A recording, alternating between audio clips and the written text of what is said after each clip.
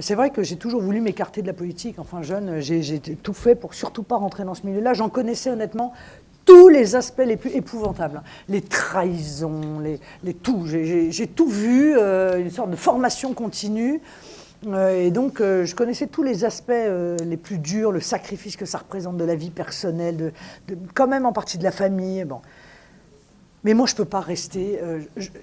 Ignace de Loyola disait on ne peut pas être heureux tout seul. Ben, moi, je ne peux pas être heureuse toute seule. Voilà, c'est tout. Je ne peux pas me dire bon, ben, moi, ça va pour moi, j'ai été avocat, tout va bien. Je ne peux pas. Je ne peux pas vivre en voyant des gens, mon peuple, souffrir, être malheureux, être victime d'injustice, être victime de mauvaises décisions politiques. Je ne peux pas être passif. Il faut que je sois active. Et donc, en étant active, ben, ça m'a obligée, en réalité, à entrer, à m'opposer, y compris au sein de mon propre mouvement d'ailleurs, hein, à m'opposer et puis à arriver là où je suis. C'est sûr que c'était pas voulu, ça c'est une certitude. J'avais pas vu ma vie comme ça quand j'étais jeune. Au contraire, hein, loin de moi, tout loin de moi, je voulais plus en entendre parler. Quelle relation entretenez-vous avec votre père actuellement? Ben, je n'entretiens pas de relation avec mon père. Voilà. Je n'entretiens pas. Vous attendez la fin de l'élection pour peut-être reprendre les liens avec lui après? Non, je ne vois pas le rapport. Non, il conditionne